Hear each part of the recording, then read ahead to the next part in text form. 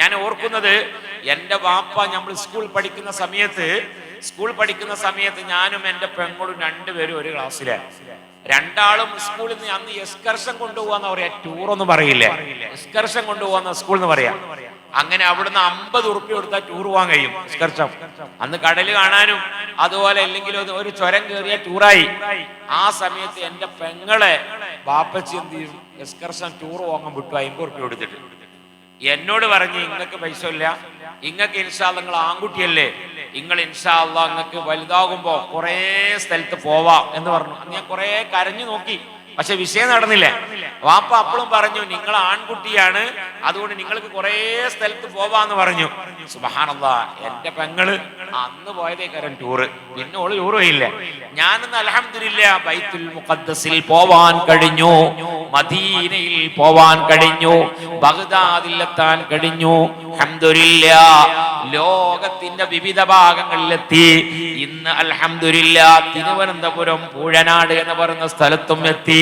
ഞാൻ നേരത്തെ ഇവിടെ വന്നില്ലല്ലോ, ഇവിടെ മുഴുവൻ എത്താം. അത് വാപ്പന്റെ ആ വാക്കാണ്, വാപ്പന്റെ അന്നത്തെ ആ വാക്കാണ്. മോനൊരു പ്രയാസമില്ലേ, ആ വാപ്പന്റെ ഉമ്മ എനിക്ക് ഒന്നും, വാപ്പ മരിച്ചിട്ട് 13 കൊല്ലമായി.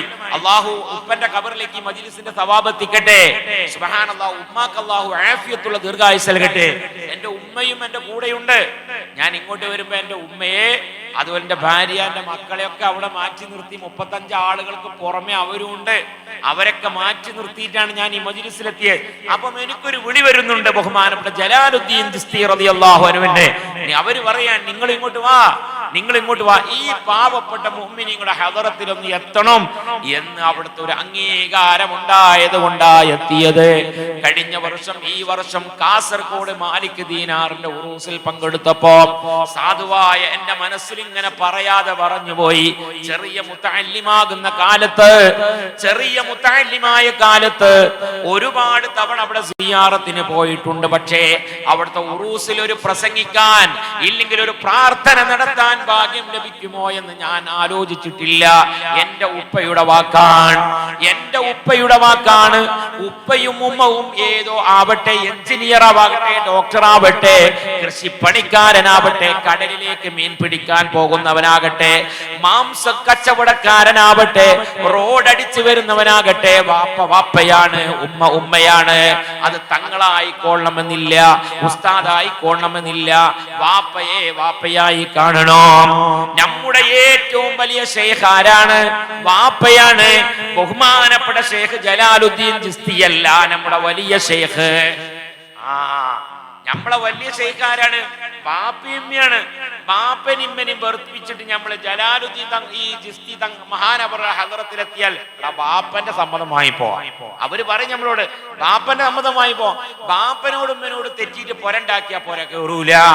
വാപ്പിമ്മയും പറയാണ്, മോനെ നീ ഇപ്പോ പൊര ഉണ്ടാക്കണ്ട, നീ അവിടെ പൊര തുടങ്ങണ്ട എന്ന് ഉപ്പയും ഉമ്മയും പറഞ്ഞാൽ അവിടെ പിന്നീട് പുര കയറൂല.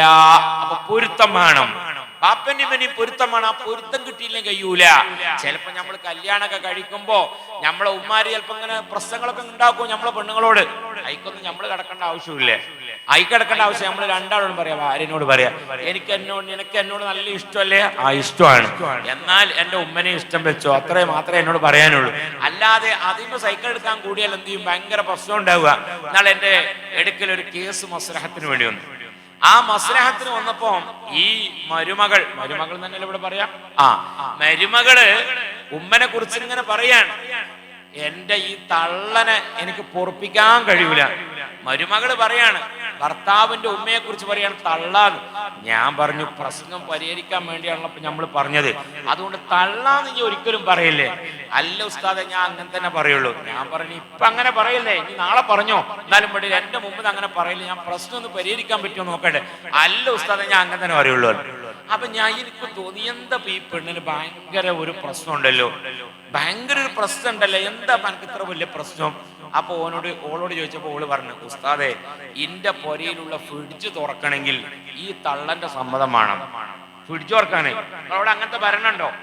വീട്ടിലുള്ള ഫ്രിഡ്ജ് തുറക്കണമെങ്കിൽ എന്ത് ചെയ്യണം? ഉമ്മന്റെ സമ്മതം. അപ്പൊ എനിക്കും തോന്നി, ഇത് തള്ളാന്ന് വിളിച്ചാ പോരാ, കരുന്തള്ളാന്ന് വിളിക്കണം. അല്ലേ? അങ്ങനെ ചില പുരക്കാരുണ്ടാവും. അങ്ങനെ ഉണ്ടാവാൻ പാടില്ലേ? റമദാനാണല്ലോ വരുന്നത്. അതുകൊണ്ട് വിശാല ഇപ്പൊ നമ്മൾ ഈ സദസ്സിൽ വന്നിട്ടുണ്ട്, അമ്മായിയും വേണ്ടി വരും, ഇതിൻ്റെ ഉള്ളിൽ നിറച്ച് സഹോദരിമാരുണ്ട്, ഇവിടെ ഉണ്ട്, ബാക്ക് ഭാഗത്തിനൊക്കെ ഉണ്ട്. ഇതിൽ ഈ സദസ്സിൽ വന്നപ്പോൾ ബാപ്പിയും മകളും അതുപോലെ തന്നെ അമ്മായിയും മരുമകളും തെറ്റിയിട്ടുണ്ടെങ്കിൽ, ബാപ്പിയും മകനും തെറ്റിയിട്ടുണ്ടെങ്കിൽ, അയൽവാസിയും അതുപോലെ തന്നെ അയൽവാസിയും തെറ്റിയിട്ടുണ്ട്. അത്തരക്കാരാകുന്ന ആളുകൾക്കൊന്നും മഹാനവറുകളുടെ ഒരു നോട്ടവും ഇല്ല, ഒരു നോട്ടമില്ല. ഇതൊക്കെ ശരിയായ ആളുകൾക്ക് മാത്രമേ നോട്ടുള്ളൂ. അതാണ് പൊരുത്തം വാങ്ങുക എന്ന് പറയുന്നത്.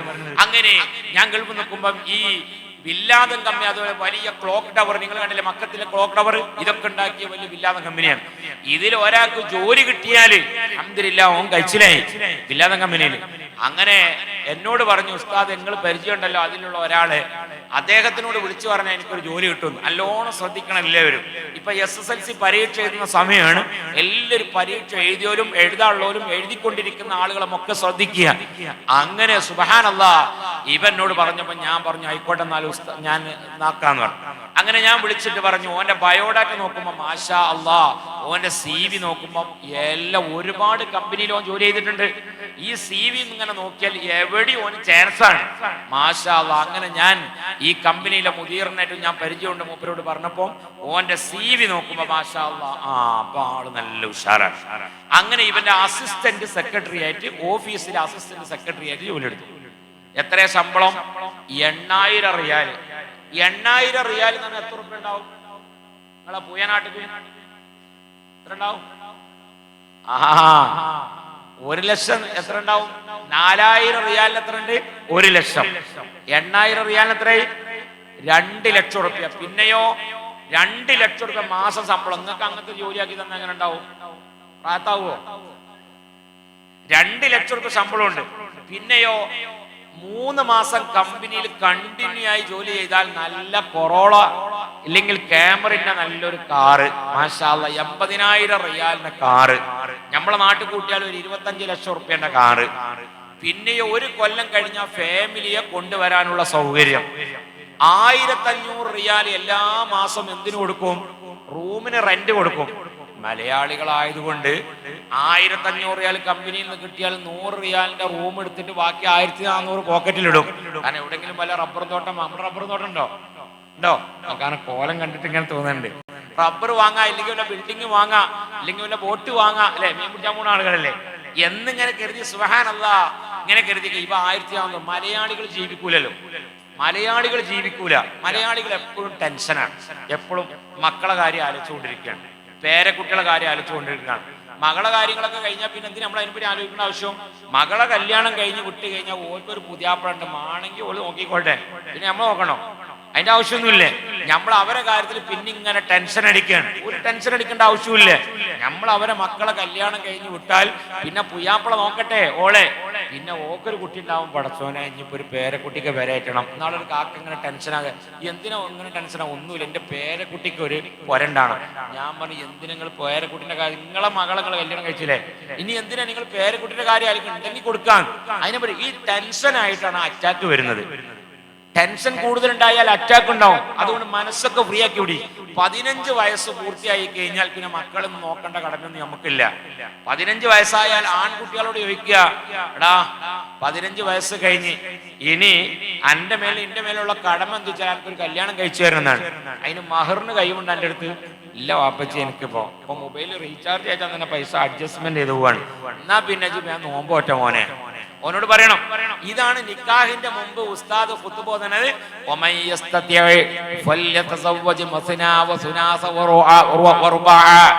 എനിക്ക് കൈവാകുമെങ്കിൽ 2, 3, 4 കെട്ടിക്കോ. കൈവാവൂലെങ്കിൽ നോമ്പ് പറ്റുവാൻ. നിങ്ങൾക്ക് തിരിയാത്തീനെന്താ കാട്ടുന്നത്? അല്ലേ? അങ്ങനെ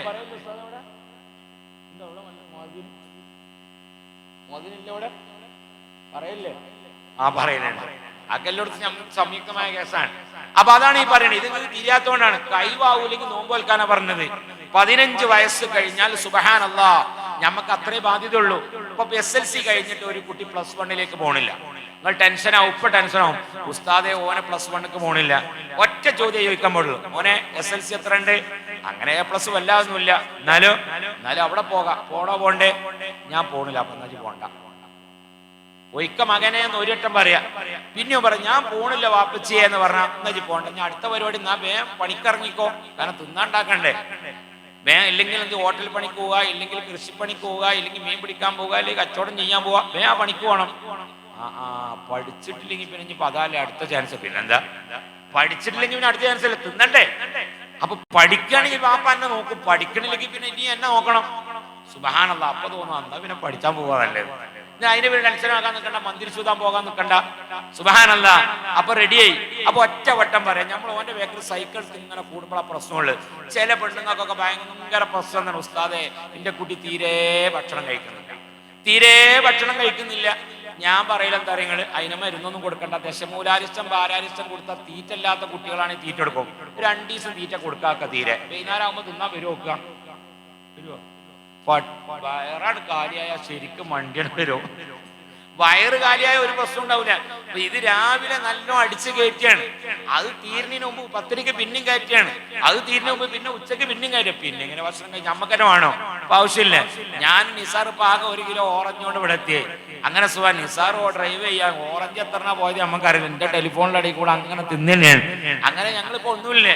അപ്പൊ ഒരു പ്രശ്നങ്ങളും ഉണ്ടാവില്ല. വയറ് കാലിയായ എല്ലാവരും ഭക്ഷണം കഴിക്കും. അപ്പൊ അതിനൊന്നും ടെൻഷൻ ആണ്ട ആവശ്യമില്ല. മലയാളികളാകുന്ന ആളുകൾ എപ്പോഴും അതാ ടെൻഷൻ, മക്കളെ കാര്യങ്ങൾ, പേരക്കുട്ടികളെ കാര്യങ്ങൾ, ഇല്ലെങ്കിൽ മറ്റോലെ കാര്യങ്ങൾ, അതിനൊന്നും ആവശ്യമില്ല. എനിക്കൊരു അറബിന്റെ നമ്മളെ പരിചയത്തില്, ആ അറബി എന്നോട് എപ്പോഴും പറയും, യാ ശിഹാബുദ്ദീൻ വാഹിദ് യൗമി റിയാൽ ഹസ്സൽ അന മുർതാഹ് എന്ന് പറയുമ്പോ ഒരു ദിവസം 100 റിയാൽ കിട്ടിയാൽ ഭയങ്കര സന്തോഷമാണ് ഞാൻ. അപ്പൊ എന്താ പിന്നെ 100 റിയാൽ, നിങ്ങൾക്ക് 100 റിയാൽ കിട്ടിയാൽ സന്തോഷമാകുമോ? എവിടെ സന്തോഷമാണ്? നമ്മളപ്പോഴും ആലോചിക്കണം. ഇപ്പം പറയണം കാര്യങ്ങള്, 100 റിയാൽ ഒരു ദിവസം കിട്ടിയാൽ ഞാനും എന്റെ ഭാര്യയും രാവിലെ ബ്രോസ്റ്റ് തിന്നും. നല്ല ഭക്ഷണമാണല്ലോ ബ്രോസ്റ്റ്. ആ ബ്രോസ്റ്റ് കഴിക്കും. അപ്പൊ 20 റിയാൽ കഴിഞ്ഞു. ഉച്ചക്കും ഞാനും എന്റെ ഭാര്യയും ബ്രോസ്റ്റ് തിന്നു. അപ്പൊ എത്രയായി? 40ആയി. രാത്രിയും ഞാനും എന്റെ ഭാര്യയും ബ്രോസ്റ്റ് തിന്നു. അപ്പൊ എത്രയായി? 60. പിന്നെ 2 ആളും പെപ്സി കുടിക്കും. അന്ന് 1 റിയാൽ അവൻ പറഞ്ഞ കാലത്ത്, ഇന്ന് 2 റിയാലാണ്. ഓരോ റിയാലിന് പെപ്സി കുടിച്ചാൽ 2, 4, 6. അപ്പൊ എത്രയായി? 66. പിന്നെ അവൻ പറയാണ്, കമാൻ അബ്ബൈതു ഹഖ് ജവാൽ 10 റിയാൽ ഹഖ് മദാം 10 റിയാൽ. എന്താ പറഞ്ഞേ? അബ്ബൈതു എന്ന് പറഞ്ഞാൽ റീചാർജ് ചെയ്യാന്നാണ് അർത്ഥം. അബ്ബൈതു ഹഖ് ജവാൽ, ജവാൽ എന്ന് പറഞ്ഞ മൊബൈൽ. എന്റെ മൊബൈൽ 10 റിയാൽ റീചാർജ് ചെയ്തു. അപ്പൊ എത്രയായി? 66ഉം 10ഉം 76. കമാൻ അബ്ബൈതു ഹഖ് മദാം, മദാം എന്ന് പറഞ്ഞ ഭാര്യ, ഭാര്യയുടെ മൊബൈലിലും 10 റിയാൽ റീചാർജ് ചെയ്തു. ഇന്ന് തിന്നാൻ കിട്ടിയിട്ടില്ലെങ്കിൽ എന്ത് വേണം? എന്ത് വേണം? മൊബൈലിൽ വായിക്കണം. ഞാനിന്ന് പോകാൻ പറഞ്ഞു, ആദ്യം മൊബൈലിൽ ചാർജ് ചെയ്യാനുള്ള ഒരു ചാർജർ വാങ്ങാൻ പറഞ്ഞു ശംസുവിനോട്. കാരണം ഭക്ഷണമൊക്കെ അവിടെ കട്ടെ, ഹോട്ടലിൽ പിന്നെ തരിക. കാരണം മൊബൈലിൽ ചാർജ് ഇല്ലെങ്കിൽ നമ്മൾ തന്നെ ചാർജ് ആവൂല. അപ്പൊ ഓൻ ഭാര്യ, അപ്പൊ 66ഉം 10, 76, 76ഉം 10, 86. റെഡി? പിന്നെ നിൽക്കണം. പിന്നെ ഓൻ പറയാണ്, കമാൻ അദ്ദൈതു ഫീ സബീൽ 10 റിയാൽ, അല്ലാഹുവിന്റെ മാർഗത്തിൽ 10 റിയാൽ ധർമ്മവും ചെയ്തു. മാഷാ അല്ലാഹ്, സുഭിക്ഷമായ ഭക്ഷണം കഴിച്ചു, മൊബൈലിൽ റീചാർജ് ചെയ്തു, 10 റിയാൽ ധർമ്മവും കൊടുത്തു. അപ്പൊ എത്രയായി? 96. കമാൻ 4 റിയാൽ ബാക്കി, അൽഹംദുലില്ലാഹ് അന മുർതാഹ്. അപ്പൊ സമാധാനം ഞങ്ങൾക്ക്. ഈ കണ്ടീഷൻ ആകുമ്പോൾ ഒരാൾക്കും അറ്റാക്ക് വരൂല. നമ്മളെന്ത് ചെയ്യണം? മക്കളെ കാര്യം, പേരക്കുട്ടികളെ കാര്യം, ഓൽക്ക് വരണ്ടായില്ല, ഈ കാര്യങ്ങളൊക്കെ പാടെ ആലോചിച്ചിട്ടാണ് നമുക്ക് പ്രശ്നം. അപ്പൊ നാളെ മുതൽ എന്ത് ചെയ്യാം? മക്കളോടൊക്കെ പറയാ, ഇന്നലെ മുത്തനൂർ തങ്ങൾ എന്താ പറഞ്ഞ്, മാണെങ്കിൽ പഠിച്ചോ, അല്ലെങ്കിൽ പഠിച്ചണ്ട. അപ്പൊ വേഗം തീരുമാനവും. ഭക്ഷണം കഴിച്ചോന്ന് ഒരൊറ്റേ പറയാൻ പാടുള്ളൂ. ഭക്ഷണം വേണ്ട, തിന്നണ്ട, എനിക്ക് എപ്പോഴാ വിശക്കണിച്ചെങ്കിൽ അപ്പഴ വന്നോ. അപ്പൊ മര്യാദക്കാണ് വരും. ഇത് നമ്മൾ വീണ്ടും വീണ്ടും വീണ്ടും പറഞ്ഞതുകൊണ്ടാണ് ഒരു പ്രശ്നങ്ങളിലാണ്. ഞാൻ എന്റെ മക്കളോടൊന്നും പറയില്ല, ഒറ്റേ പറയുള്ളൂ. വേണമെങ്കിൽ കേൾക്കുക, കേൾക്കണില്ലെങ്കിൽ കേൾക്കണ്ട, അത്രേ ഉള്ളൂ. അപ്പൊ നമുക്ക് ടെൻഷൻ ഉണ്ടാവില്ല. നമ്മളെന്തിനെ വെറുതെ നമ്മൾ ആയുസ് കളയേണ്ട ആവശ്യം. അപ്പൊ അതുകൊണ്ട് എപ്പോഴും അതാണ് നമ്മൾ ചെയ്യേണ്ടത്. നമ്മൾക്ക് ഒരുപാട് കാര്യങ്ങൾ നമ്മൾ മനസ്സിലാക്കി, ഞാൻ സമയം വഴികൊണ്ട് അതിലേക്കൊന്നും കിടക്കുന്നില്ല. അപ്പൊ അതുകൊണ്ട് ആ വാപ്പന്റെയും ഉമ്മന്റെയും പൊരുത്തം നമുക്ക് വാങ്ങണം. ഈ ഗൾഫിൽ വന്നപ്പോ സുബ്ഹാനല്ലാഹ്, ഇവൻ എന്നോട് പറഞ്ഞു ശമ്പളം വാങ്ങാൻ. ഇവന് നല്ല ശമ്പളം, എല്ലാം റെഡി, ഒക്കെ റെഡിയാണ്. പിന്നെയോ നാട്ടിലേക്ക് 1 കൊല്ലമാകുമ്പോൾ അവന് ലീവുണ്ട്, ലീവിന് സാലറി ഉണ്ട്. കോഴിക്കോട് അവൻ ഫ്ലൈറ്റ് ഇറങ്ങിയാൽ നാട്ടിലേക്ക് എത്താനുള്ള ടാക്സിയുടെ കൂലിയുണ്ട്. തിരിച്ച് 15 ദിവസത്തെ ലീവ് കഴിഞ്ഞ് നാട്ടിൽ വീണ്ടും ഗൾഫിലേക്ക് പോകുമ്പോൾ ഫ്ലൈറ്റ് ടിക്കറ്റ് ഉണ്ട്, ടാക്സിയുടെ കൂലിയുണ്ട്. 15 ദിവസത്തിന്റെ ഉള്ളിൽ പനി വന്നാൽ പാരസിറ്റാമോൾ വാങ്ങി കുടിച്ചതിന്റെ ബില്ലും കമ്പനി പേ ചെയ്യുന്നതാണ്. പിന്നെ എന്താ വേണ്ടി? എല്ലാം റെഡിയാ. അങ്ങനെ സുബ്ഹാനല്ലാഹ് നല്ല എല്ലാം കഴിഞ്ഞ് 2 ലക്ഷം റുപ്യ ഓന് റെഡിയാണ്. 2 ലക്ഷം റുപ്യ ഓന് റെഡിയാണ്. പിന്നെ ഞാൻ കുറെ കഴിഞ്ഞപ്പോ ഓനെ കണ്ടപ്പോ ഞാൻ ചോദിച്ച് അസ്സലാമു അലൈക്കും വാലി. ഞാനിങ്ങനെ ഓനോട് പരിചയപ്പെട്ട് നമ്മളിപ്പോ ഓന് വലിയ ജോലിയാക്കി കൊടുക്കുന്നതാ. വല്ല പള്ളിയ മദ്രസൊക്കെ ഉണ്ടാക്കുമ്പോ വല്ല പൈസയും ചോദിച്ചാൽ ഓൻ തരികയാണെങ്കിൽ കാര്യം. അപ്പൊ നമുക്ക് ഓനോട് കാര്യമൊന്നുമില്ലല്ലോ. ഞാൻ എയർപോർട്ടിൽ നിന്ന് ഞാൻ പറഞ്ഞില്ലേ, ഒരാൾക്ക് വിളിച്ചപ്പോ 150 ആൾക്ക് സിമന്റ് ഒന്നും അൽഹംദുലില്ലാ, അള്ളാഹു ഒരു ബർക്കത്ത് ചെയ്യട്ടെ. ഇങ്ങനെയല്ല നമുക്ക് എന്താ ഉള്ളത്? അങ്ങനെ സുബ്ഹാനല്ലാഹ് ഇവനോട് ചോദിച്ചാൽ എന്തൊക്കെയാണ് റാഹത്തനില്ലേ, സുഖം തന്നെയല്ലേ? അല്ല ഉസ്താദെ, ഞാനിപ്പോ അവിടുന്ന് ജോലിയിൽ നിന്ന് ഇറങ്ങിക്കണാണ്. എന്തേ ഇറങ്ങി? എന്നെ ഇറങ്ങി? ഞാൻ 26 ദിവസം കൊണ്ട് അവിടുന്ന് ഇറങ്ങിക്കണേർ. 26 ദിവസം കൊണ്ട് ഇറങ്ങി, 1 മാസം ഫുള്ളാക്കിയില്ല. അതിന്റെ പ്രശ്നം അത് ശരിയാവില്ല ഉസ്താദയാണ്. ഈ ശരിയാവൂല എന്ന് തോന്നിയ ഒരു ശൈത്താന്റെ പേരാ. ശൈത്താന് പ്രത്യേക പേരൊന്നുമില്ല. ഇവിടെ ഇങ്ങനെ കുത്തിരിക്കുമ്പോ ഇപ്പൊ നിങ്ങൾക്ക് തോന്നാണ് ഈ തങ്ങൾ ഇനിയിപ്പോ ഇങ്ങനെ പ്രസംഗിച്ചാ നമുക്ക് വേഗം പോകാല്ലേ. അപ്പൊ ആ ശൈത്താന്റെ പേര് അത് തന്നെയാണ്. ശൈത്താന് പ്രത്യേക പേരൊന്നുമില്ല. അപ്പൊ നിങ്ങൾ വരും അല്ലേ? ഒരാൾ സുബൈക്ക് എണീക്കണം എന്ന് കരുതിയിട്ട് സുബൈക്ക് 5:30 മണിക്ക് അലാറൊക്കെ വെച്ച് ഇങ്ങനെ കിടന്നുറങ്ങുകയാണ്. 5:30 മണിക്ക് അലാറം അടിച്ചപ്പോ സുബ്ഹാനല്ലാഹ് രണ്ടാമത് പിന്നെ ഒരു 5 മിനിറ്റ് കൂടി കഴിയട്ടെ, കുറച്ചേരം കൂടി ഉറങ്ങാൻ തരും. പിന്നെ കുറച്ചേരം കൂടി ഉറങ്ങാൻ കഴിയുമ്പോ പിന്നെ സുബൈ കഥായിട്ടാണ് മൂപ്പരെന്തേത് നീച്ചത്. അപ്പൊ ആ സുബൈ കഥാക്കി ശൈത്താന്റെ പേരുന്ന 5 മിനിറ്റ് മൂപ്പരെ വരും. എടാ പുസ്തകം വായിക്കാൻ അങ്ങനെ എടുക്കുമ്പോ തോന്നും കുറച്ച് ചെയ്യട്ടെ, SLC ആണ്, വായിച്ച മനെ അറിയും. അമ്മ കുറച്ച് ചെയ്യട്ടെ, ആ ശൈത്താന്റെ പേരെന്താ? കുറച്ച് ചെയ്യട്ടെ. മാത്സ് എടുക്കുമ്പോ തോന്നും ഇംഗ്ലീഷ് എടുക്കണം, ഇംഗ്ലീഷ് എടുക്കുമ്പോ തോന്നും ബയോളജി എടുക്കണം.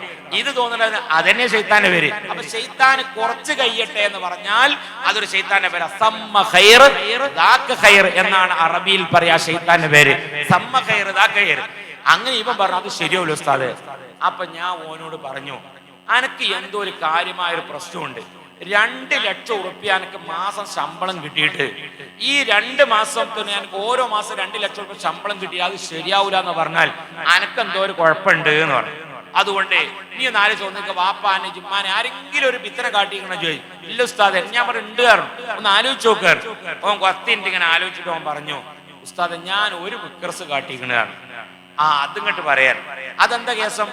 SSLC അവിടത്തേക്കാണ് ഞങ്ങൾ ശ്രദ്ധ കൊണ്ടുവരുന്നത്. SSLCയിൽ ഞാൻ ലാസ്റ്റ് എക്സാം കഴിഞ്ഞ് പരീക്ഷാ ഹാളിൽ നിന്ന് പുറത്തിറങ്ങുമ്പോൾ പരീക്ഷാ ഹാളിൽ ഉണ്ടായിരുന്ന ഒരു ടീച്ചർ ഉണ്ടായിരുന്നു. ആ ടീച്ചറെ ഞങ്ങൾ കല്ലെടുത്ത് എറിഞ്ഞിരുന്നു. Send off നടത്തിയതാ. ഇനി SLC കഴിഞ്ഞ ഒരു സെന്റ് ഓഫ് ഉണ്ടല്ലോ. ഇവിടെ ഉള്ളവരൊക്കെ ഇപ്പൊ സെന്റ് ഓഫ് കഴിഞ്ഞോലാണ്.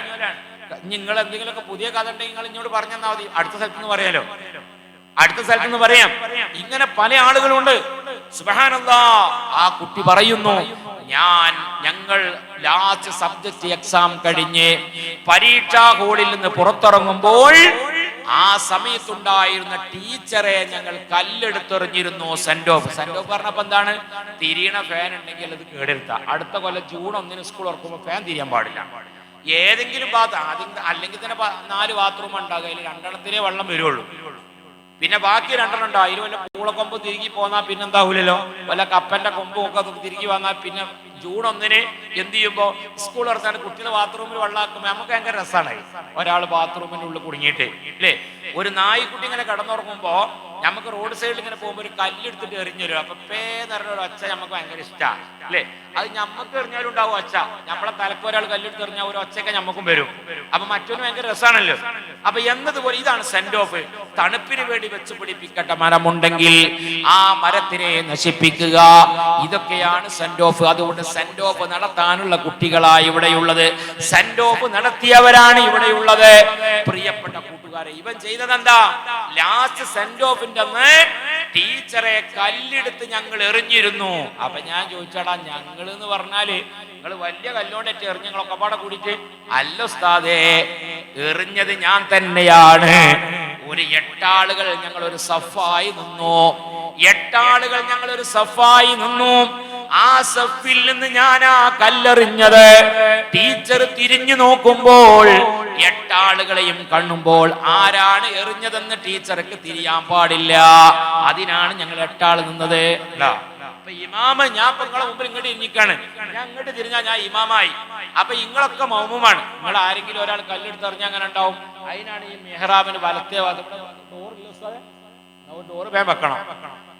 മെഹ്റാബിന് വലത്തെ ഒന്നാമത്തെ സഫിൽ വാവതിലുണ്ടാവില്ല.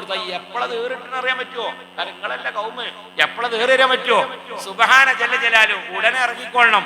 അപ്പം അതിന് 8 ആളുകൾ ഒന്നിച്ച് നിന്ന് ടീച്ചർ തിരിഞ്ഞു നോക്കുമ്പം ആരാണ് എറിഞ്ഞതെന്ന് അറിയാൻ പാടില്ല. അതുകൊണ്ട് 8 ആളുകൾ ഒന്നിച്ചു നിന്നു. എറിഞ്ഞത് ഞാൻ തന്നെയാണ്. സുബ്ഹാനല്ലാഹ്. ടീച്ചർ എന്തേ ചെയ്തു? ടീച്ചർ ഒന്നും ചെയ്തില്ല. ഒരു 5 മിനിറ്റ് നേരം ഞങ്ങളെ മുഖത്തേക്ക് ഒന്ന് നോക്കി നിന്നു. ആ നോട്ടമാണ് കുരുത്തക്കേട്. കുരുത്തക്കേട് എന്ന് പറഞ്ഞാൽ തല്ല് വാങ്ങലോ ചീത്ത വാങ്ങലോ മാത്രമല്ല, നോട്ടവും കുരുത്തക്കേടാണ്, പൊരുത്തക്കേടാണ്. ഒരാൾ സുബ്ഹാനല്ലാഹ് ഒന്ന് നോക്കിയാൽ മതി. സുബ്ഹാനല്ലാഹ്, വാപ്പ ഒന്ന് നോക്കി മുഖത്തേക്ക്, വേണ്ടാത്ത ചെയ്തവൻ ബാപ്പന്ന് മുഖത്തേക്ക് നോക്കി, അത് പൊരുത്തക്കേടാണ്. നോട്ടത്തിന് അർത്ഥമുണ്ട്, നോട്ടത്തിന് ഒരുപാട് അർത്ഥമുണ്ട്. മുത്തുനബി സല്ലല്ലാഹു അലൈഹി വസല്ലമ തങ്ങൾ മക്കയിൽ നിന്ന് ശത്രുക്കളുടെ മർദ്ദനം കാരണമായി മദീനയിലേക്ക് യാത്ര പോകുമ്പോൾ ഒരു വാഹനപ്പുറത്ത് കയറി മക്കയോട് പിന്നെയും ഒരു നോട്ടം നോക്കി. മക്കയിലേക്ക് പിന്നെയും ഒന്ന് തിരിഞ്ഞു നോക്കി. അപ്പോഴാണ് ഒരു ആയത്തിറങ്ങിയത്, ഇന്നല്ലദീ ഫറള അലൈക്കൽ ഖുർആന ലറാതുക ഇലാ മആദ്. നബിയേ, തങ്ങൾ വിഷമിക്കേണ്ടതില്ല, നിങ്ങളെ മക്കയിലേക്ക് തന്നെ തിരിച്ചു കൊണ്ടുവരും. ഈ ആയത്ത് നമ്മൾ യാത്ര പോകുമ്പോൾ ഓതൽ സുന്നത്താ. ഇന്നല്ലദീ ഫറള അലൈക്കൽ ഖുർആന ലറാതുക ഇലാ മആദ്. അല്ലോ, ഈ സ്വന്തം നാട്ടിലേക്ക് ഒരു നോട്ടം നോക്കിയതാണ്.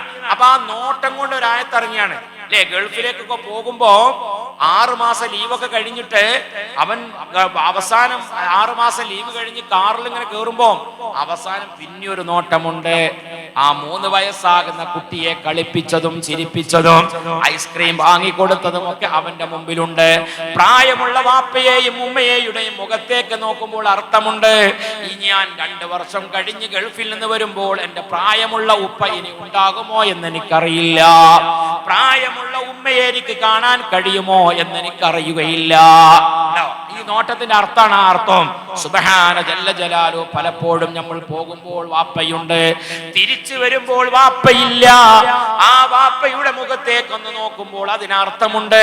സുബ്ഹാനല്ലാഹ്, അതുകൊണ്ട് അർത്ഥമുണ്ട്. ടീച്ചർ ഒന്നിങ്ങനെ തിരിഞ്ഞു നോക്കി. ടീച്ചർ തിരിഞ്ഞു നോക്കി, ടീച്ചർ ഒന്നും മറുപടി ഒന്നും പറഞ്ഞില്ല. ഇതാണ് കുരുത്തക്കേട്. അതുകൊണ്ട് 2 ലക്ഷമല്ല, 5 ലക്ഷമല്ല, 10 ലക്ഷം റുപ്യ ശമ്പളം കിട്ടിയാലും ആ ശമ്പളം കിട്ടിയ ജോലിയിൽ തുടരാൻ അവന് കഴിയുന്നില്ല. എല്ലാ കമ്പനികളിലും 2 മാസവും 3 മാസവും അവൻ ജോലി ചെയ്യും, അവൻ തിരിച്ചു പോരും. അതുകൊണ്ട് ആ കമ്പനിയുടെ ബയോഡാറ്റയിൽ ഇത്രയും കമ്പനിയിൽ ജോലി ചെയ്ത ഒരു സർട്ടിഫിക്കറ്റ് ഉണ്ടാകാൻ ഇവിടുന്നൊക്കെ ഇറങ്ങി പോകുന്നോണ്ടാണ്. അപ്പൊ നമ്മൾ പൊരുത്തക്കേട് വാങ്ങിയിട്ട് ഒരു കാര്യമില്ല. അപ്പൊ SSLC പഠിക്കുന്ന മക്കളോടൊക്കെ എനിക്ക് പറയാനുള്ളത്, ഇൻഷാ അല്ലാഹ് നിങ്ങളൊക്കെ പരീക്ഷ എഴുതാൻ പോകുന്ന മക്കളാണ്.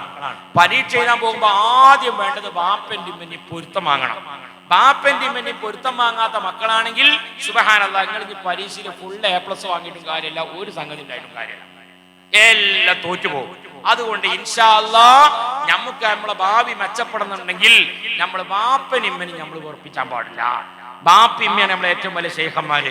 ബാപ്പനും ഉമ്മനോട് തെറ്റിയിട്ട് പള്ളിക്കത്തെ ഉസ്താദിനോട് നല്ല ആളാ, പള്ളിക്കൽ 1ാം സഫിലും ഉണ്ടാവും, ഒക്കെ റെഡിയാണ്. പക്ഷേ വാപ്പയുടെ ഉമ്മയുടെ മുമ്പിൽ അവൻ മോശക്കാരനാണ്.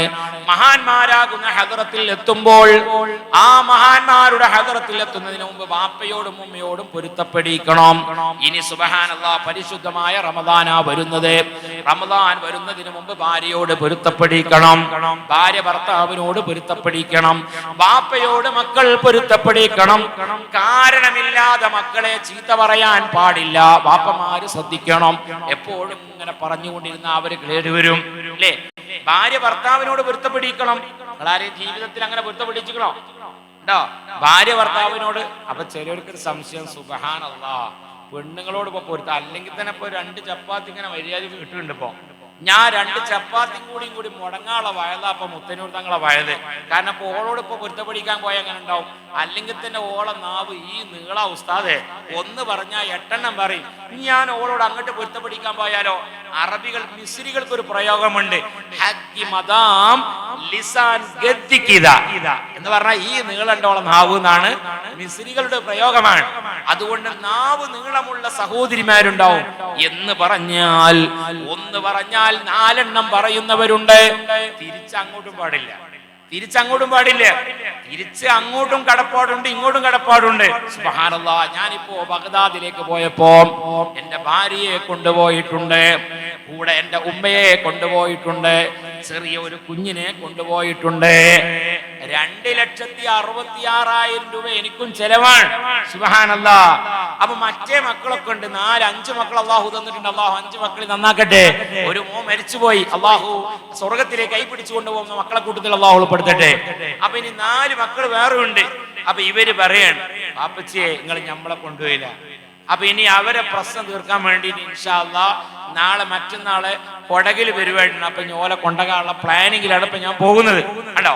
അപ്പൊ അവിടെ നന്നാക്കണം. എല്ലാ മക്കളോടും നീതി കാണിക്കണം, ഭാര്യയോട് നീതി കാണിക്കണം, ഭാര്യ ഭർത്താവിനോട് നീതി കാണിക്കണം. അപ്പോഴേ അള്ളാഹു ബറക്കത്ത് നൽകുകയുള്ളൂ. പുരയിൽ ബറക്കത്ത് വേണം, കിട്ടുന്ന ശമ്പളത്തിൽ ബറക്കത്ത് വേണം. അപ്പോഴേ ബറക്കത്ത് ഉണ്ടാവുകയുള്ളൂ.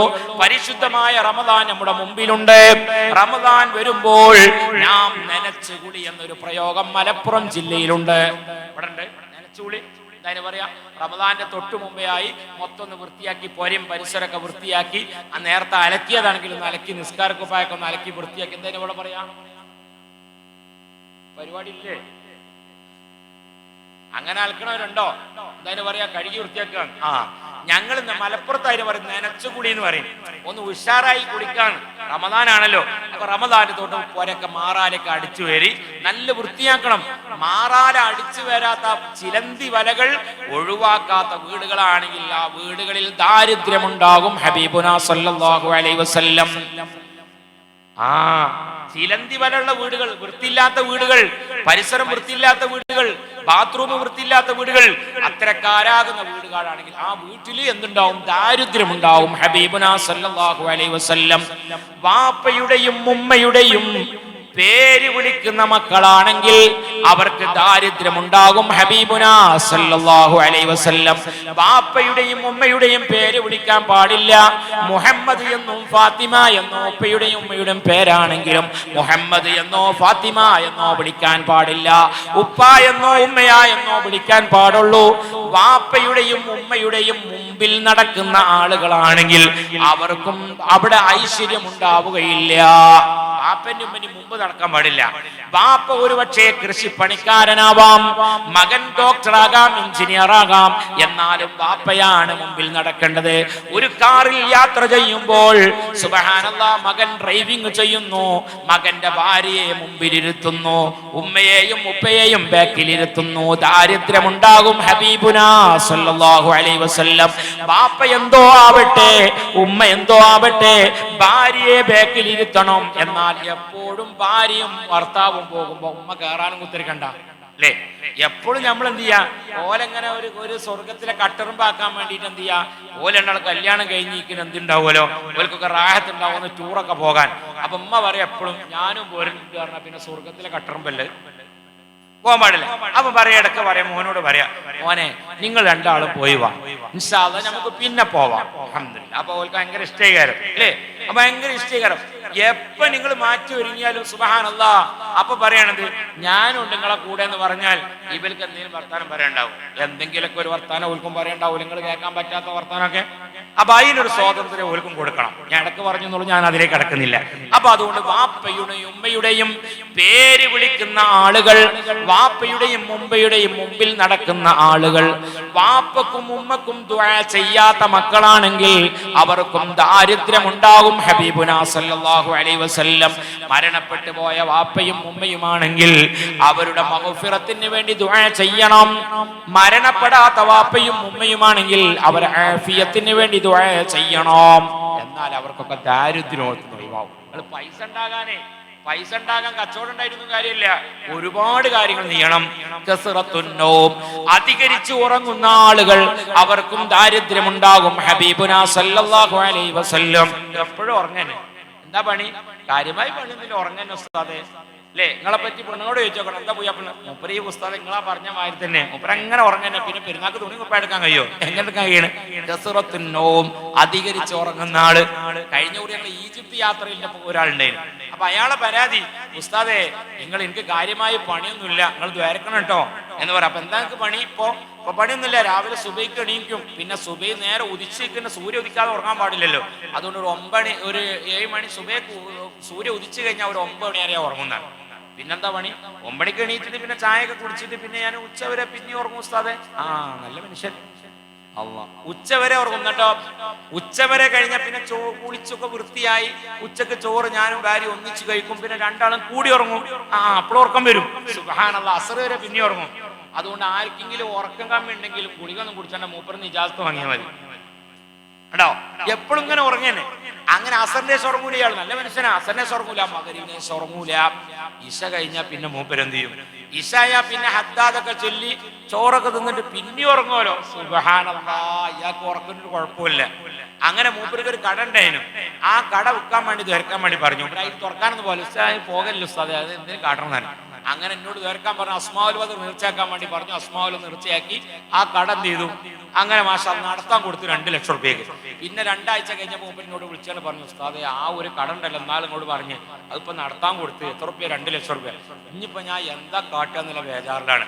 ഞാൻ പറഞ്ഞു ഉറങ്ങന്നെ, അല്ലാന്താ ഇനി ഒരു ആലോചന ഇല്ലല്ലോ, കാരണം ആ കടനെ പറ്റി ഞാൻ ആലോചിക്കാനേ ഇല്ല കേട്ടോ. അപ്പൊ കസ്റത്തുന്നൗം, അധികരിച്ച് ഉറങ്ങുന്ന ആളുകൾ അവർക്ക് ദാരിദ്ര്യമുണ്ടാകും. ഹബീബുനാ സല്ലല്ലാഹു അലൈഹി വസല്ലം 4 കാര്യം പറഞ്ഞു ഞാൻ.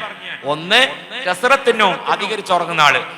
2 വാപ്പന്റെ ഉമ്മന്റെ പേര് വിളിക്കുക, വാപ്പന്റെ ഉമ്മന്റെ മുമ്പിൽ നടക്കുക, വാപ്പന്റെയും വാപ്പാക്കും ഉമ്മാക്കും ദുആ ചെയ്യാത്ത മക്കൾ. 4 സുബ്ഹാനല്ലാഹ്, വൃത്തിയില്ലാത്ത വീടുകൾ, ചിലന്തി വലകൾ മാറ്റാത്ത വീടുകൾ, വൃത്തിയില്ലാത്ത വീടുകൾ. സുബ്ഹാനല്ലാഹ്, അത്തരക്കാരാകുന്ന വീടുകളിലും ദാരിദ്ര്യമുണ്ടാകും. പള്ളിയിലേക്ക് എന്നും അവസാനം വരുന്നവൻ അവനും ദാരിദ്ര്യമുണ്ടാകും. ഹബീബുനാ സല്ലല്ലാഹു അലൈഹി വസല്ലം, പള്ളിയിൽ നിന്ന് ആദ്യം എണീറ്റ് പോരുന്നവൻ അവനും ദാരിദ്ര്യമുണ്ടാകും. ഹബീബുനാ സല്ലല്ലാഹു അലൈഹി വസല്ലം. പൈസ ഉണ്ടാകാനുള്ള വേദന ഞാൻ പറഞ്ഞു, മാണേ കേട്ടോളി. പൈസക്ക് ചെലവുള്ളതല്ല ഞാൻ പറയണത്. ഞാൻ പറഞ്ഞു പൈസ ഉണ്ടാകാനാ. ഇങ്ങനെ 18ഓളം കാരണങ്ങളുണ്ട്. അതുപോലെ രാത്രി ഭക്ഷണം കഴിച്ച പ്ലേറ്റുകൾ കഴുകാതെ കിടന്നുറങ്ങുന്ന വീടുകളാണെങ്കിൽ ആ വീട്ടിലും ദാരിദ്ര്യമുണ്ടാകും. ഹബീബുനാ സല്ലല്ലാഹു അലൈഹി വസല്ലം, രാത്രി ഭക്ഷണം കഴിച്ച പ്ലേറ്റുകൾ കഴുകിയിട്ടേ കിടന്നുറങ്ങാൻ പാടുള്ളൂ. രാത്രിയൊന്നും ചൂലുകൊണ്ട് അടിച്ചു വരുന്ന വീടുകൾ, ആ വീടുകളിലും ദാരിദ്ര്യമുണ്ടാകും. ഹബീബുനാ സല്ലല്ലാഹു അലൈഹി വസല്ലം, രാത്രി അടിച്ചു വരാൻ പാടില്ല. അടിച്ചു വരാൻ ഇവിടെ പറയല് ചൂലുകൊണ്ട് രാത്രി അടിച്ചു തരാൻ പാടില്ല. എന്നാലോ കിച്ചണില് വൃത്തികേടായതൊക്കെ അടിച്ചു വരുന്നതിന് കുഴപ്പമില്ല കേട്ടോ. അപ്പൊ സഹോദരിമാര് രാത്രി ഭക്ഷണം ഒക്കെ കഴിച്ച് പ്ലേറ്റ് കഴുകി അവരെ കൂടെ ആണുങ്ങളും കൂടി കൊടുക്കണം. ഉയ്യാപ്പിളാരെ, നിങ്ങളിങ്ങനെ നേരത്തെ ഭക്ഷണമൊക്കെ കഴിച്ചിങ്ങനെ വന്നാണ്ട് ഓളും നമ്മളിങ്ങനെ കടന്നിട്ട് ഇങ്ങനെ വാട്സപ്പ് നോക്കി കുത്തിരിക്കുക, ഓളതൊക്കെ പാടെ സിങ്കൊക്കെ പാടെ മോരി വരുമ്പോത്തിന് പിന്നെ മാക്സിന്റെ കഥ ഒന്നും പറയും വേണ്ടില്ല, ആകെ വെള്ളം നിറഞ്ഞ് ഓടുന്നാജി വരുന്നേ. അപ്പൊ ഒരു ചീത്തി ഓരാണെങ്കിൽ പിന്നെ അങ്ങനെ തന്നെ വരുള്ളൂ. മാറ്റട്ടെ എന്ന് ഒന്നാളെ ഒരു ചങ്ങായി ഇങ്ങനെ വന്നപ്പോ സുബ്ഹാനല്ലാഹ്, ലൈറ്റ് ഇങ്ങനെ ഓഫാക്കി മാക്സി ഭയങ്കര തിളങ്ങല്. പെണ്ണുങ്ങൾ ഇപ്പൊ ഏതൊരു വയലൊക്കെ കേട്ട് നല്ല അടിപൊളി ഡ്രസ്സൊക്കെ ഇട്ട് വന്നുകളല്ലോ ഇന്ന്. അപ്പൊ നോക്കുമ്പോ എന്താ ലൈറ്റ് ഒന്നും ഇട്ടാ എവിടുന്നപ്പോ എനിക്കൊരു മാക്സി കിട്ടി. അപ്പൊ നോക്കുമ്പോ എന്താണ്, അന്ന് ഉച്ചക്ക് വലിയ മത്തിയേനി, അതിന്റെ ചെളുക്ക അന്ന് ഉച്ചക്ക് നന്നാക്കിയാണ്. ആ മാക്സിമം ആയില്ല. അപ്പൊ ആ ലൈറ്റിന്റെ ഓഫ് ഈ ചെളുക്ക് ഇങ്ങനെ ഉണ്ടായ നല്ല ലൈറ്റ് എടുത്ത് ഇങ്ങനെ തിളങ്ങും. അത് തെസ്ബീഹ് ഇട്ടിട്ടില്ല നിങ്ങൾ, വില കുറഞ്ഞ സാധനം. ഇങ്ങനെ വൃത്തിയില്ലാത്ത വീടുകളാണെങ്കിൽ ആ വീട്ടിൽ ദാരിദ്ര്യമുണ്ടാകും. ഹബീബുനാ സല്ലല്ലാഹു അലൈഹി വസല്ലം. കുറെ സംഗതി ഉണ്ട്, ഞാൻ നിർത്താം. അൽഹംദുലില്ലാഹ്. അപ്പൊ ഈ പറഞ്ഞ സംഗതികളൊക്കെ നിങ്ങൾ ജീവിതത്തിൽ പകർത്തുക. അപ്പൊ പൊരുത്തമാണ് നമ്മുടെ ജീവിതത്തിന്റെ വലിയ പ്രധാനപ്പെട്ട ഭാഗം. നമ്മുടെ SSLC എഴുതുന്ന കുട്ടികൾ, +1 +2 എഴുതുന്ന കുട്ടികൾ, അവരൊക്കെ മനസ്സിലാക്കാം. ആദ്യം നിങ്ങൾ വാപ്പ രണ്ട് പരീക്ഷ കഴിഞ്ഞില്ലപ്പോ SSLC എത്ര കഴിഞ്ഞു? എന്ത് SSLC അല്ല, വെള്ളം കൊടുക്കല്ലോ ഇവിടെ, ചൂടുവെള്ളമൊന്നുമില്ല. ഏത് ഈ മൂല്യം ആ കോയിമുട്ട പൊട്ടിച്ചല്ലേ, ആകെ 4 കോയിമുട്ട ഉണ്ട്. സുബ്ഹാനല്ലാഹ്. അല്ലാഹ്.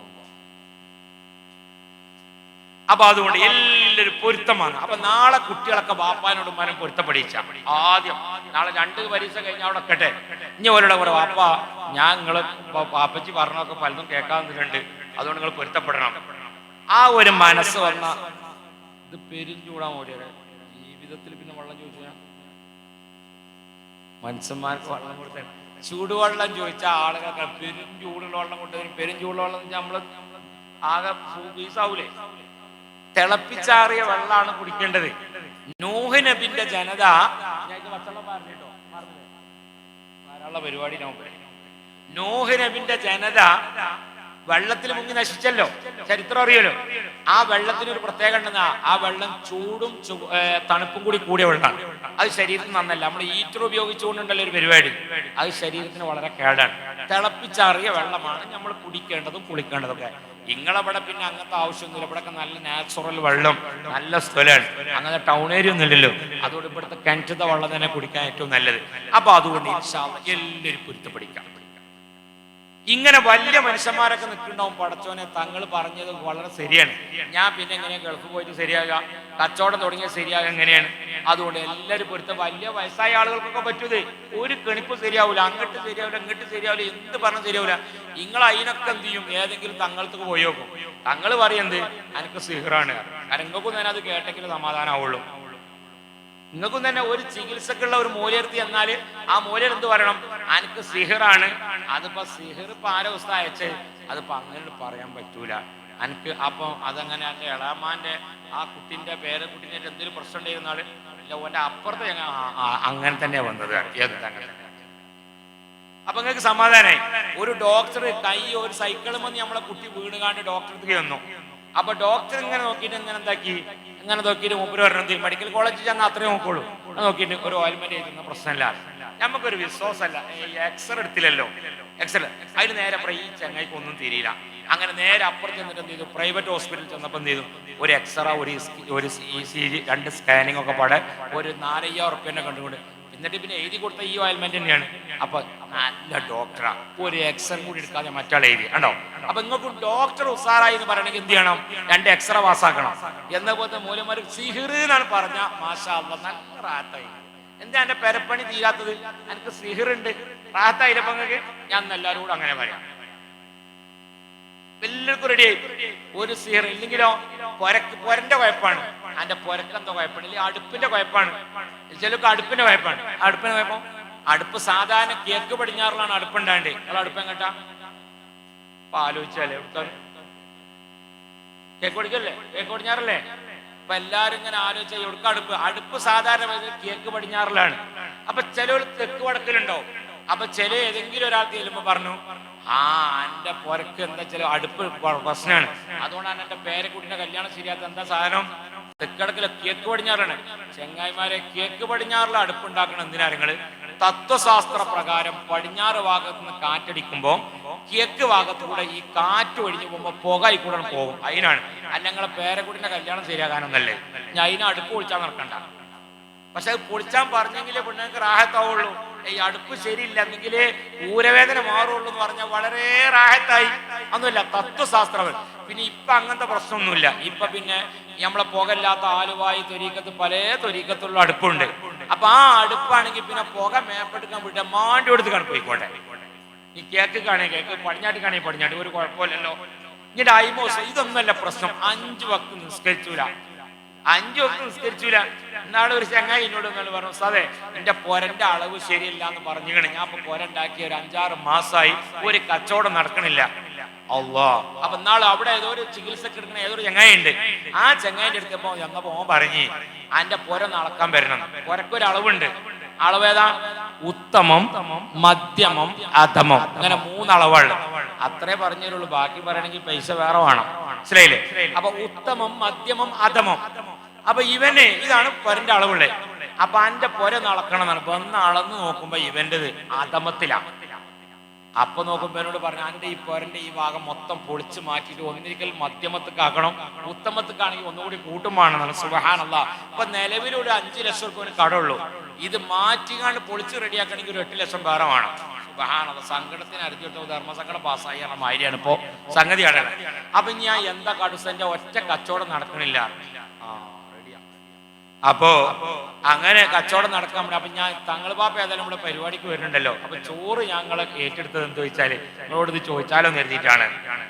അപ്പൊ ഞാൻ അങ്ങനെ മനസ്സിൽ നല്ല തങ്ങളെ പറ്റി കണ്ടെത്തിയത്. ഏതായാലും ഞാൻ ചോദിക്കണതിനൊക്കെ ശരിക്കും മറുപടി പറയാനുണ്ടോ? റെഡി ഉസ്താദ്, ശരിക്കും പറയണം, കളവ് പറയണം, കളവ് പറയരുത്. ഇപ്പൊ വേദന, കാൽവേദന, ഊരവേദന, വള്ളവേദന ഒക്കെ ഒന്നേ പറയണം. ഡോക്ടർ എന്നിട്ട് എന്ത് ചെയ്ത്, പള്ളവേദന എന്ന് പറഞ്ഞാൽ വയറ് ഓപ്പറേഷൻ ചെയ്യുന്നതിന് കാലുവേദന പറഞ്ഞാൽ അങ്ങനെ ഉണ്ടാവും. അവിടെ കറക്റ്റ് പറഞ്ഞുകൊണ്ടിട്ട് വേണം, കറക്റ്റ് പറയും. അപ്പൊ ഞാൻ ചോദിച്ചു, ഇൻഷാ അല്ലാഹ് ഉളൂഹ് ഉണ്ടാക്കി റെഡിയാക്കി നിർത്തി അവനോട് ചോദിച്ചു, എടാ ഈ ഇന്ന് സുബഹി നിസ്കരിച്ചു ചോദിച്ചു. ഉസ്താദ് എന്ന് ഞാൻ നിസ്കരിച്ചിട്ടില്ല. ഇന്നലെ നിസ്കരിച്ചു ചോദിച്ചു. ഇന്നലെ നിസ്കരിച്ചിട്ടില്ല. മിഞ്ഞാന്ന് നിസ്കരിച്ചോ? മിഞ്ഞാന്ന് നിസ്കരിച്ചില്ല. പിന്നെ എന്ന് നിസ്കരിച്ചോ? ഞാൻ പൊരിയിലെ പാലാച്ചല്ലെന്ന്, പാലാച്ചെന്ന് അവിടെ പറയല് കുടിയിരിക്കലെന്നോ, പാലാച്ചിന് സുബഹിക്ക് അന്ന് ഓൻ സുബഹിസ്കരിച്ചാണ് ഞാൻ. സുബ്ഹാനല്ലാഹ്. അപ്പൊ ഞാൻ അന്റെ അളവ് പാര അളക്ക് വെച്ചു പോരാ, അവിടെ നിൽക്കട്ടെ. ഈ ഇപ്പൊ സുബഹിസ്കരിച്ച അപ്പൊ ആദ്യം അന്റെ അളവൊന്ന് റെഡിയാക്കിയിട്ട് അന്ന ഒന്നിലേക്ക് ഉത്തമത്തുക്കോ മധ്യമത്തുക്കോ കൊണ്ടുവരണം. ഇടക്കൊക്കെ സുബഹിസ്കരിച്ച് ഇനി മധ്യമെന്ന് വെക്കാനേ ഈ തീരെ സ്കരിച്ചാതുകൊണ്ട് അധമാണ്. അതുകൊണ്ട് എന്ത് ചെയ്യണം, ആദ്യം അന്നെ ശരിയാക്കണം. ഇന്നിട്ട് 10 ദിവസം സുബഹിന്ന് കറക്റ്റ് നിസ്കരിച്ച് എന്നിട്ട് നമുക്ക് പൊരന്റെ അളവ് നമുക്ക് നോക്കാം.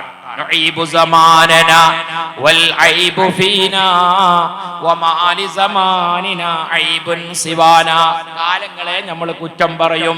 2020ഉം 2021 ഒക്കെ കൊറോണയാ കുറ്റം പറയുന്നത്. കേട് നമ്മളിലാ. കാലങ്ങൾക്കൊരു കുഴപ്പമില്ല, ദിവസങ്ങൾക്കൊരു കുഴപ്പവുമില്ല. ചൊവ്വാഴ്ച ഭയങ്കര കുഴപ്പല്ലേ, ഉടളിച്ചെല്ലിന് കൊണ്ടുപോകൂല, വരി കൂടൂല അല്ലേ? സുബ്ഹാനല്ലാഹ്. ചൊവ്വാഴ്ച എന്ന് പറഞ്ഞ ചൊവ്വില്ലാത്ത ദിവസമാണ്. ആരെ പറഞ്ഞു?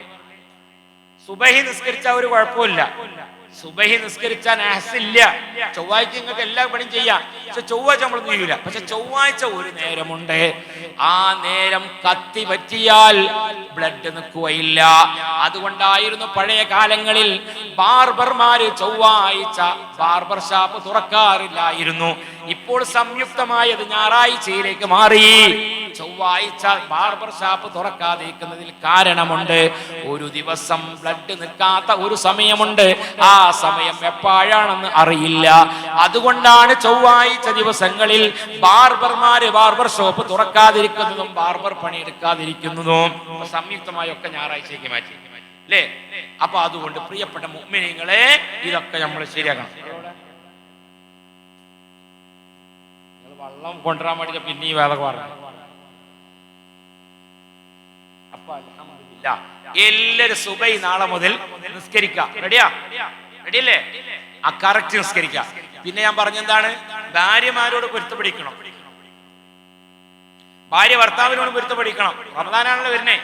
അപ്പൊ പറയാ, പാത്തുമോ സംഗതിക്ക് ശരി തന്നെയാണ്, തങ്ങള് പറഞ്ഞു കേട്ടില്ല, ഈ ഇന്നെ പറ്റി കുറെ പറഞ്ഞ് അങ്ങനെ പറഞ്ഞാൽ മതി, എന്നാ പിന്നെ ഒരു പ്രശ്നം ഉണ്ടാക്കൂല. ഈ ഇന്നെ പറ്റി കുറെ പറഞ്ഞിട്ടുണ്ട്, അതൊക്കെ ഞാൻ അറിഞ്ഞിട്ടുണ്ട്. നീ പറഞ്ഞിട്ടില്ലേ, എനിക്ക് പന്നാളാ കല്യാണ സൽക്കാരത്തിന് പോയപ്പോ എനിക്ക് ആ ചുരിദാർ വാങ്ങി തന്നൊന്നും എനിക്ക് പറ്റിയിട്ടില്ല. കല്യാണം കഴിഞ്ഞ് 10 ദിവസം 5 കരുതിങ്ങനെ ഒരു ബുള്ളറ്റ് മേലൊക്കെ പോകാം, പക്ഷെ മൂപ്പരത്തൊരു മീൻ വണ്ടി ഉണ്ട്, അതിന് അയിമല പോയത്.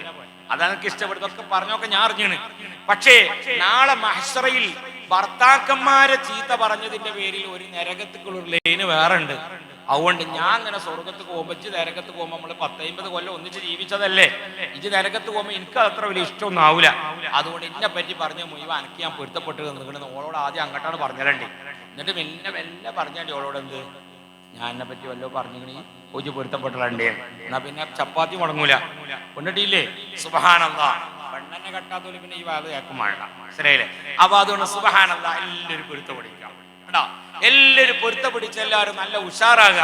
അപ്പോഴാണ് നമ്മളെ നോമ്പ് റെഡിയാവുള്ളൂ. അല്ലാഹു തആല നമ്മുടെ ഈ പരിശുദ്ധമായ റമദാന്റെ മുമ്പ് എല്ലാ അർത്ഥത്തിനും അല്ലാഹു നമുക്ക് നന്നാവാൻ അല്ലാഹു നമുക്ക് തൗഫീഖ് നൽകുമാറാകട്ടെ. 5 വക്ത് നിസ്കാരം കറക്റ്റ് നിസ്കരിക്കുക, വാപ്പന്റെയും ഉമ്മന്റെയും പൊരുത്തം വാങ്ങുക. ആ പൊരുത്തം വാങ്ങിയിട്ടാണ് നമ്മൾ മഹാന്മാരെ പൊരുത്തം. ചെലോല് മക്കാമിലൊക്കെ റെഡിയാ, കമ്മിറ്റി മക്കാമിന്റെ കമ്മിറ്റിക്കാരൻ ബാപ്പനും വേണ്ടിയിട്ടൊന്നും റെഡിയല്ല അല്ലേ? പള്ളിന്റെ അവ്വല് സൊഫിലുണ്ടാവും റെഡിയാ, പക്ഷെ ബാപ്പനും മറ്റിനും റെഡിയല്ല എങ്കിൽ സുബ്ഹാനല്ലാഹ് അവനൊരു വിജയവുമില്ല.